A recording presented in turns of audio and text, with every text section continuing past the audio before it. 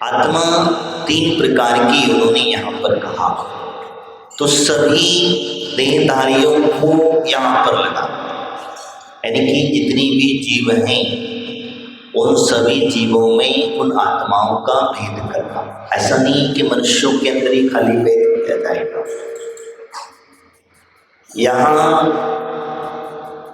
एक इंद्रिय से लेकर के पंचेंद्रिय पर्यंत देव और नारकी आदि की भी व्यवस्था को समझाते हुए ये सभी को यहाँ पर लगाना है और लगा करके हमें इस चीज को समझना है। तो इसीलिए कहा बहिरात्मा, अंतरात्मा और परमात्मा, कितनी? तीन प्रकार की आत्मा, बहिरात्मा, अंतरात्मा और परमात्मा। याद रखिए,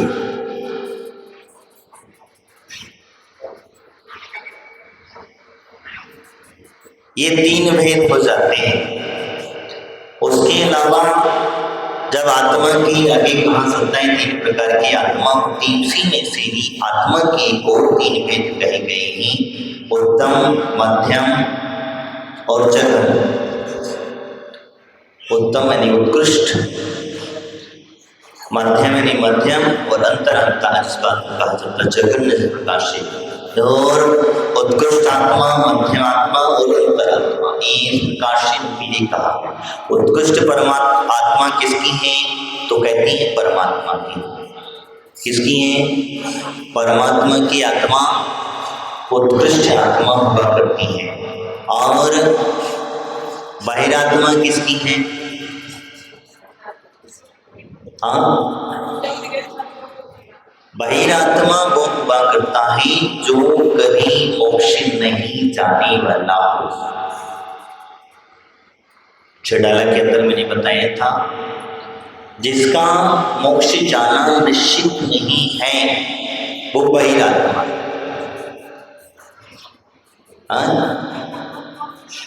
जिनको मोक्ष जाने नहीं है,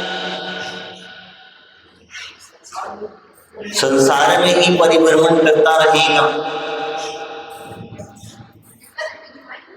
मिथ्या दृष्टि से गलाबाजी, बहिरात्मा में हम मिथ्या दृष्टि तो सभी गिने जाएंगे। मिथ्या दृष्टि में तो हम भी मिथ्या दृष्टि में कभी कभी गिनती में आ जाए, क्योंकि चल लगाड़ आदि दोषों को लगाते हैं हम लोग। क्या हमें पूरा सम्यक दर्शन प्राप्त हुआ? 25 दोषों से रहित हुए, 8 अंगों से सहित हुए, मल आदि दोष जो है, अगाड़ आदि जो दोष हैं, वह अनंगार जो दोष लगते हैं, दोषों को हमने जाना नहीं। तो मिथ्यात्व का तो विषय जो ही वो अलग है, यहाँ आत्मा का विषय चलता है। तो परमात्मा जो है वो जो हुआ करता है, परमात्मा के लिए जो कहा गया है कि जो सर्वोत्कृष्ट है उसी परम पद को प्राप्त। आगे आएगा इसका वर्णन अलग अलग तरीके से, अलग अलग बताएंगे। तो परमात्मा जो होता है, परमात्मा अरहंत अवस्था आदि को प्राप्त करके सिद्ध अवस्था को प्राप्त करता है, वो तो हुई परमात्मा। अब हम चर्चा कर रहे हैं उस बहिरात्मा की। तो बहिरात्मा जो होता है वो कभी मोक्ष नहीं जाता, मुनि तक बन जाता। आप लोग छेडाला के अंदर में जब पढ़ते हो कि मुनि व्रत धारे ग्रेवत तक उपजायो, तो कौन गया? बहिरात्मा गया, अंतरात्मा नहीं गया। अंतरात्मा और परमात्मा ये दो चीजों को समझना। तो अंतरात्मा नहीं जाता, अंतरात्मा तो जो है मोक्ष आदि को भी प्राप्त कर लेता है। अब क्या, तो फिर इसका मतलब क्या, ग्रेवक में सम्यक दर्शन नहीं है? हाँ, तो फिर यहां कैसे कहें?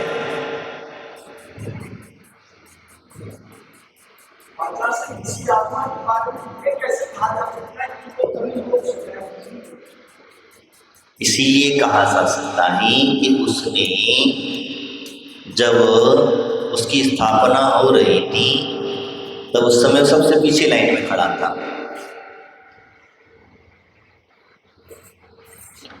एक चीज समझिए, हम भव्य अभव्य की दृष्टि से जब देखा जाए, भव्य जीव जो होते हैं वो मोक्ष चले जाते हैं और अभव्य होते हैं वो मोक्ष नहीं जाते हैं।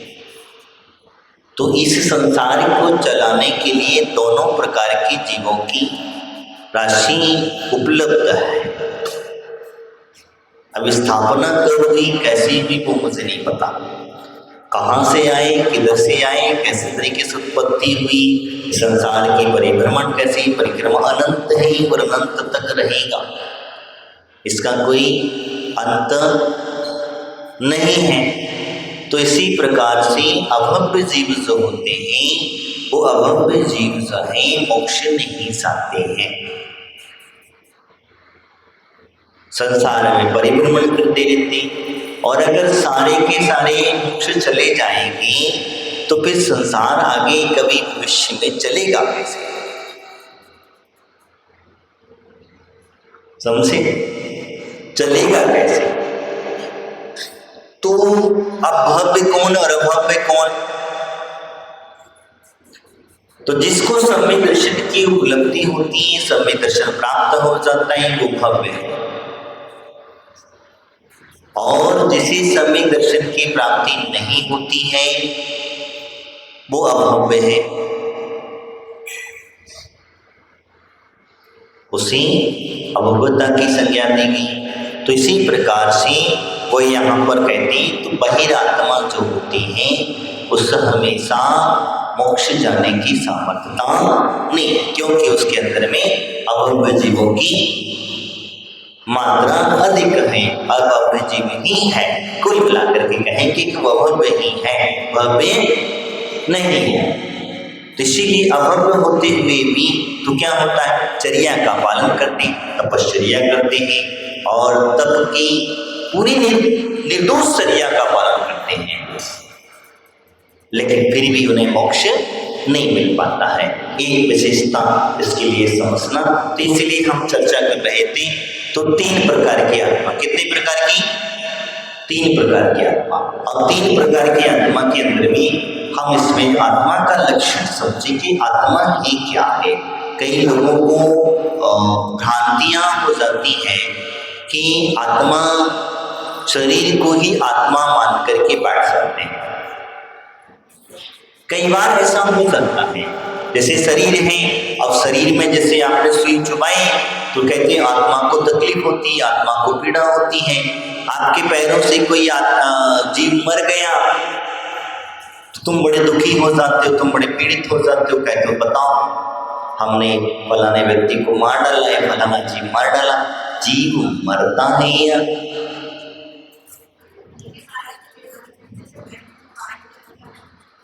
कौन आ जाता? जीव मरता नहीं है, जीव सिर्फ देह परिवर्तन करता है। जीव जो है पुद्गल का परिवर्तन करता है, ये चीज समझ के रखिए।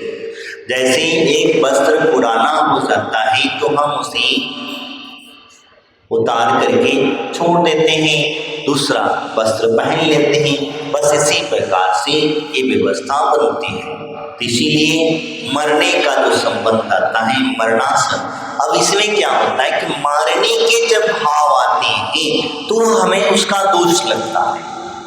किसका दोष लगता? मारने के भाव अगर हमारे मन में आ जाए, जैसे मान के चलिए आप घर में हैं, घर गृहस्थी का कार्य करते हैं, अब कुछ चींटियां निकल गई, कीड़े निकल गए, मच्छर निकल गए, सब आ गए, तो इनको तुम क्या करते हो? किसी ने उठाई, लक्ष्मण रेखा लगा दी, सारी चिड़ियां स्वाहा। तो तुमने उनको बचाने के भाव से लगाई या फिर कहना में मारने के भाव से लगाई? किसको बचाने के भाव से?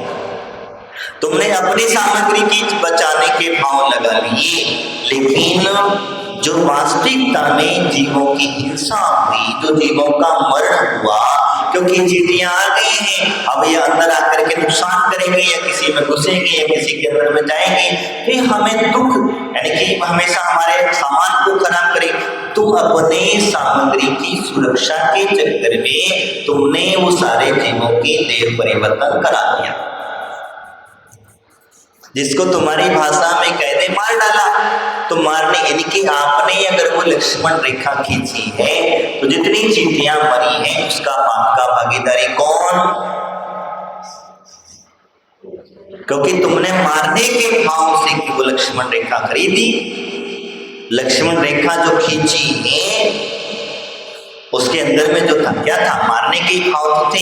अगर बचाने के भाव होते, जीवों के बचे मारने के भाव नहीं होते तुम्हारे, तो तुम लक्ष्मण रेखा लगाते ही नहीं थे। वो लक्ष्मण रेखा जो है लगाते ही नहीं थे। चींटियां निकली है, ठीक चली जाएंगी, हम उन्हें बचा करके एक तरफ साइड में कर देते थे। कई बार ऐसा होता है। तो एक उदाहरण के तौर पर मैंने बताया आपको, जैसे आपको मच्छर, अब क्या होता है आजकल वर्तमान में मच्छर बहुत ज्यादा हो जाते हैं। अब वो अगर खा जाता है पैर में, पट से बोल करके मार डालते हैं उसको। नहीं मारते हो तो कई लोग, आजकल तो नई नई मशीनें आ गई हैं, नया नया लिक्विड आ गया है, कॉइल आ गया है, अब उस कॉइल को लगा देते हैं, मर जाते। तुमको लगता है कि भाग जाते हैं? भागते हैं क्या? नहीं भागते। क्यों नहीं भागते? इसी कारण जिनकी आयु पूर्ण हो जाती है वहां पर ब्रह्मरंताणम स्वाहा हो जाते हैं। जिनकी आयु पूर्ण नहीं होती है वो गैरोस होकर के आप उनको उठा करके बाहर फेंकते भूल जाते हैं। तो हर व्यक्ति, हर जीव की एक आयु है और उस आयु को उतना भोगता ही भोगता है। तो जैसे हम लोगों को मच्छरों का आदि को 2 दिन 3 दिन 4 दिन जिस प्रकार जितने दिन की भी उनको आयु मिली होगी उतनी उन्हें भोगना ही भोगना पड़ेगा। तो ये सारी व्यवस्थाएं हमारे यहाँ होती है। इस मारने के भाव, किसी को कष्ट देने के भाव, मैं बार बार फिर कह रहा हूं, किसी को कष्ट देने के भाव या मारने के जो भाव हैं वही हमारे लिए हिंसा है।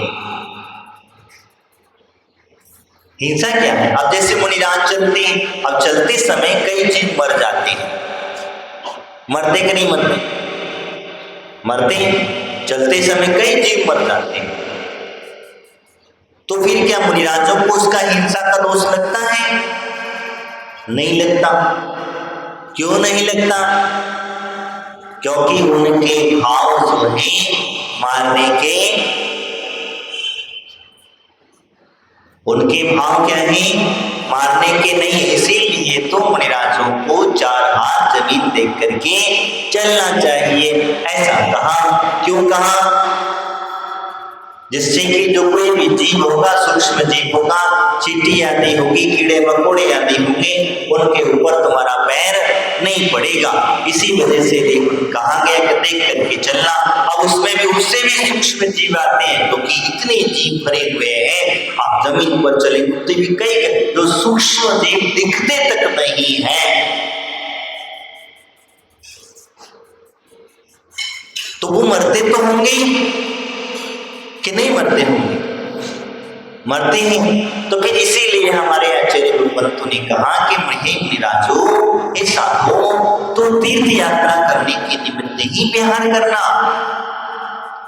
तो तीर्थ यात्रा आदि के निमित्त ही विहार करना, भगवान के दर्शन आदि के निमित्त विहार करना, आहारचर्या आदि के निमित्त विहार करना, स्वाध्याय आदि के निमित्त विहार करना, लेकिन बेफिजूल में, समझ में आया? बेफिजूल में इधर उधर नहीं जाना। और इधर उधर नहीं जाने से क्या होगा? आप कर्मों से बच जाओगे। जो आपके पैर के नीचे आने वाले जीव हैं वो जीव बच जाएंगे।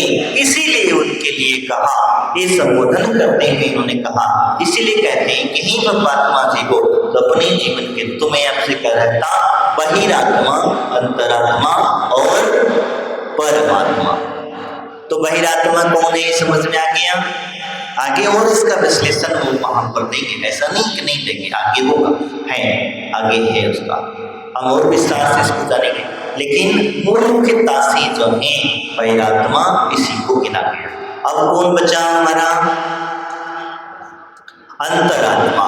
अंतरात्मा कौन होता है? जो अंतर्मुखी हुआ करता है। जैसे हम लोग सामान्यता से क्या होता है कि साधु हो चाहे श्रावक हो, उसे अपनी आत्मा का भान ही, अपनी आत्मा का साक्षात्कार करता है, देखता है, अंतर्मुखी होता, बाहरमुखी नहीं। बाहर के पदार्थों में उसका मन नहीं लगता, बाहर के द्रव्यों में उसका मन नहीं लगता, उसका मन तो अपना ही अंतर ही आत्मा में आत्मा का रमण करता है। इनकी आत्मा ही आत्मा को देखती है, रमण करती है, उसमें डूब जाता है, वही अंतरात्मा। समझ में आया? अंतरात्मा हुआ करता है। तो अंतरात्मा जो है सम्यक दृष्टि जीव भी हो सकता है और मिथ्या दृष्टि भी। समझ में आया? अंतरात्मा जो है सम्यक दृष्टि भी हो सकता है और मिथ्या दृष्टि भी हो सकता है। ये विशेष करके समझ करके लेना। क्यों कहा? क्योंकि सभी लोग जो है ध्यान की सिद्धि करते हैं और प्राय करके सभी के धर्मों में ध्यान के बारे में थोड़ा बहुत कहीं ना कहीं किसी न किसी प्रकार से कहा ही गया है। तो अंतरात्मा का जो ध्यान करता है वो ध्यान से ही देव आदि की पर्याय को प्राप्त कर लेता है। कौन प्राप्त करता है? सम्यक दृष्टि नहीं, मिथ्या दृष्टि भी। मिथ्या दृष्टि भी उस देव आदि पर्याय को प्राप्त कर लेता है। लेकिन मुख्यता से जो बड़ा इंद्र है, मुख्य इंद्र है, जो बड़े बड़े पद हैं, उन पदों को प्राप्त नहीं कर पाता। इंद्र पर्याय को तो प्राप्त कर लेगा, उनके सेनापति बन जाएगा, उनके जो बाकी के चीजें बनती जाती के, ये देव पर्याय को तो प्राप्त कर लेगा। लेकिन वहां इस प्रकार से उन्होंने कहा। आइए हम आगे समझते इसी विषय को लेकर के। तो वो कहते हैं बहिरात्मा शरीरादौ जात्मा भ्रांति नंतरः चित्तेरुचात्मा विभांति परमात्मोत्म निर्मला। यह कहती शरीर आदि में जैसे आत्मा भ्रांति उत्पन्न हुई है, वैसे उसी को बहिरात्मा है। अब वो क्या कह दिया इन्होंने? बहिरात्मा को और विश्लेषण कर दिया। तो वो कहते हैं शरीर आदि में हमें भ्रांति उत्पन्न हुई है। कौन सी भ्रांति उत्पन्न हुई है? तो कहते हैं शरीर को ही आत्मा मान बैठा है। तन उपजत अपनी उपज जान, तन नसत अपनो नाश।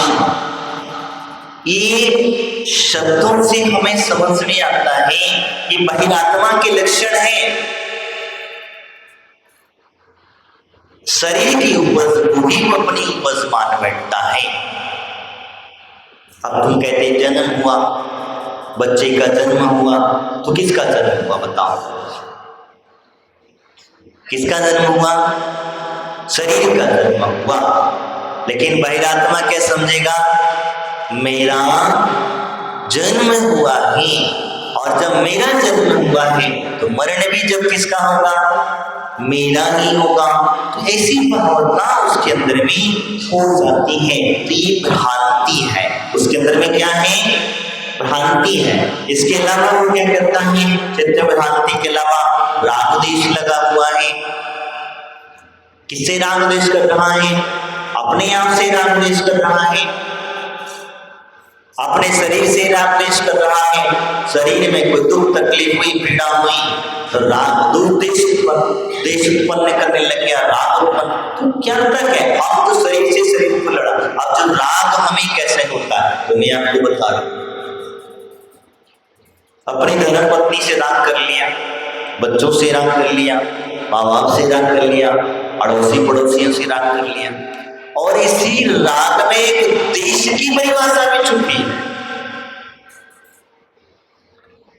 देश होने में टाइम नहीं लगता। जिससे ज्यादा राग होता है उसी का बहुत जल्दी देश भावना उत्पन्न हो जाती है। क्यों देश भावना उत्पन्न होती है? तो तो जैसे कोई बच्चा होता है, आप उससे बहुत ज्यादा प्रेम है, राग है, अब वो आखिरी में आपकी सुनता नहीं है, आपको पलट के जवाब देने लग गया, आपका ऊपर हाथ उठाने लग गया, तो आप उपदेश करोगे या राग? अभी तक तो उससे राग कर रहे थे,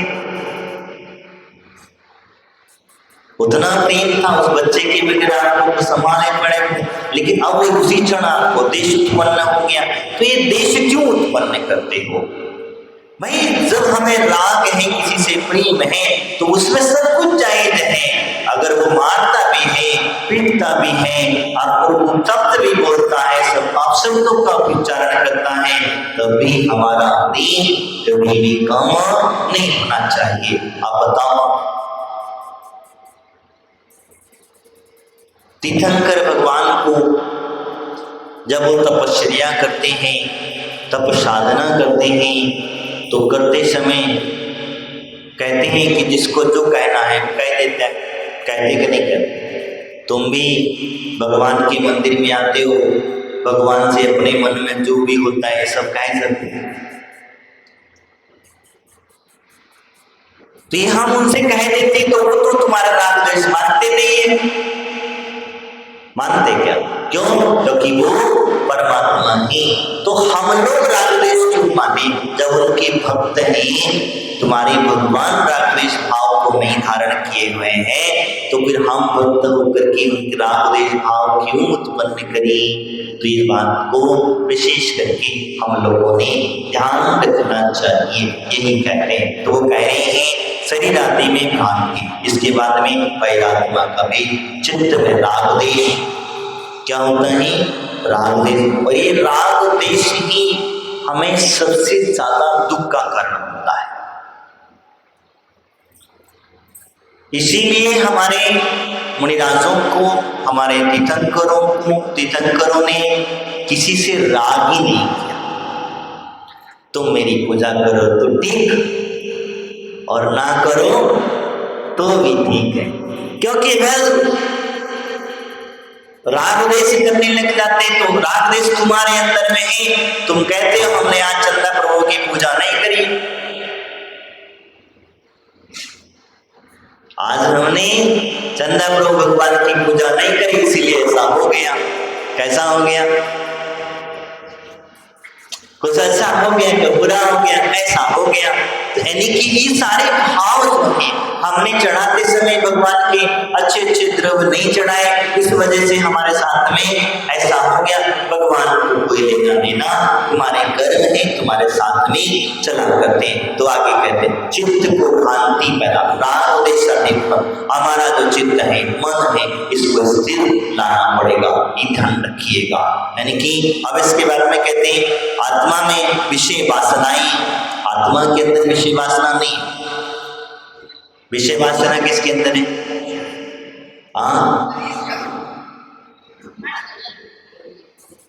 विषय वासना किसके पास है?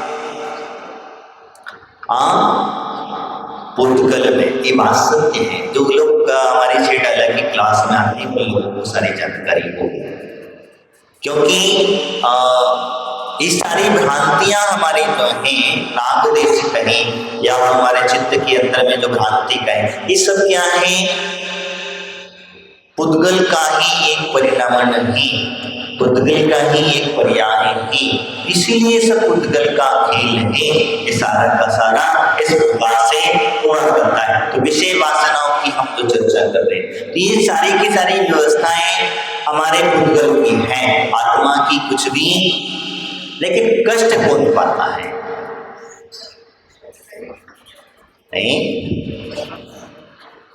कष्ट कौन पाएगा? इन वासनाओं के अंदर में अगर डूब जाता है तो कष्ट कौन पाता है? आत्मा या शरीर? शरीर पाता है। और आत्मा क्या करती है? आत्मा कुछ नहीं करती।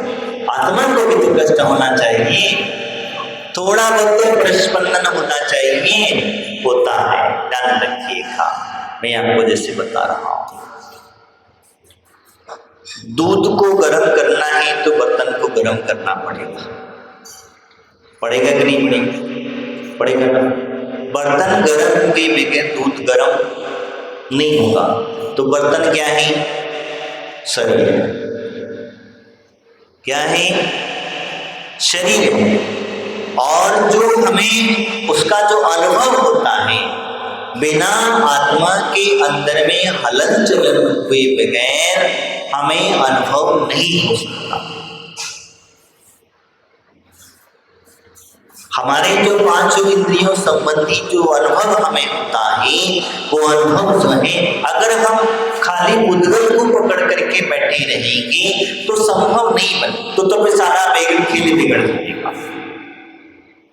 तो उद्गल करता है और उद्गल के साथ में भुगतना किसको पड़ता है?